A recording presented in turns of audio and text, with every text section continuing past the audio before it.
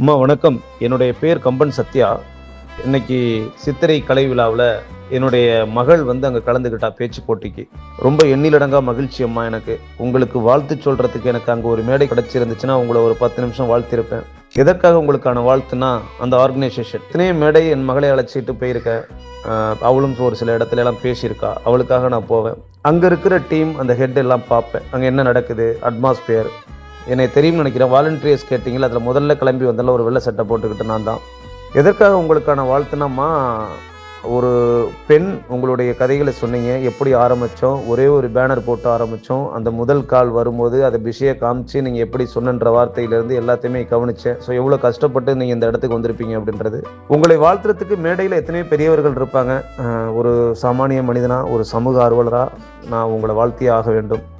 உங்கள்கிட்ட எனக்கு பிடிச்ச விஷயம் என்ன அப்படின்னா, ஒவ்வொருத்தரையும், அதாவது ஒரு இத்தனை பிள்ளைகளை நீங்கள் உருவாக்குறீங்க அப்படின்னா, அதாவது ஒரு வார்த்தை இருக்குது, ஒருத்தர் கலெக்டர் ஆகிட்டார் அப்படின்னா அதுக்கு 1ஆம் கிளாஸ் சொல்லி கொடுத்த வாத்தியார் தான் அப்படின்னா அதான் உண்மை. ஆனால் அதை மக்கள் ஏற்றுக்காது. அதுபோல் இந்த இத்தனை குழந்தைகளையும் வருடத்துக்கு ஒரு முறை நீங்கள் கூப்பிட்டு அவங்களுடைய திறமைகளை வெளிப்படுத்துகிறீங்க.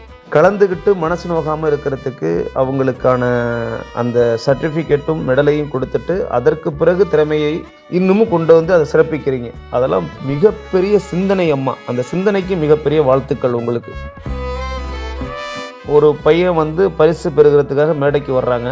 அப்போ வரும்போது அப்பா அம்மா எந்திரிக்கிறாங்க, பாட்டியும் யதார்த்தமாக எந்திரிக்கிறாங்க. அப்போ அந்த பாட்டியை என்கரேஜ் பண்ணீங்கல்ல, அப்போ தான் அங்கே தான் நிற்கிறீங்க. அந்த மனசு உங்களை மாரி நிறைய பேர் இருக்கும்போது இந்த இந்தியாவில், இந்த தமிழ்நாட்டில் இந்த தமிழ் இன்னும் சிறப்பாக வளரும்.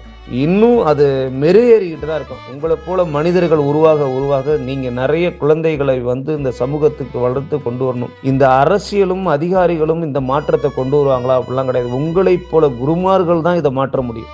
இந்த இப்போ 2000 பிறந்த குழந்தைங்களை நம்மளால் மாற்ற முடியுமா அப்படின்னா, அதில் அவங்கவுங்களுடைய தாய் தந்தை மாற்றுவாங்க. ஆனால் குருமார்கள் இன்னைக்கு கூட மனசு வச்சு இந்த 2025 அடுத்த 30 ஆண்டு காலம் இந்த குழந்தைகளை உங்களை மாதிரி குருமார்கள் வளர்த்தாங்கன்னா அடுத்த 30 வருஷத்தில் டோட்டலாக எல்லாமே தமிழ் வளர்ச்சியில் இன்னும் எங்கேயே நோக்கி போயிட்டு இருக்கும். நாங்கள் கிராமப்புறத்தில் வாழ்ந்து வளர்ந்துக்கும் போதெல்லாம் எங்களுக்கெல்லாம் அந்த வாய்ப்பு, எங்களுக்கு எங்கள் அப்பா அம்மா என்ன பண்ணீங்கன்னு கேட்குற சூழலில் நாங்களும் இல்லை, அவங்களும் இல்லை. ஏன்னா வறுமையை நோக்கியே வாழ்ந்ததுனால. இன்னைக்கு எல்லா வசதிகளும் இருந்து ஒழுக்கம் இருக்கா அப்படின்னு கேட்டால் அது கிடையாது, குறைவு தான் நிறைய இடத்துல. ஆனால் அதை உங்களை மாதிரி குருமார்கள் இருந்து சில பிள்ளைகளை வளர்த்து மாற்றும் போது தான் மாற்றங்கள் ஏற்படுது. அதனால் உங்களுக்கு கோடி நன்றி. எனக்கு ரொம்ப அந்த விழா பிடிச்சிருந்தது.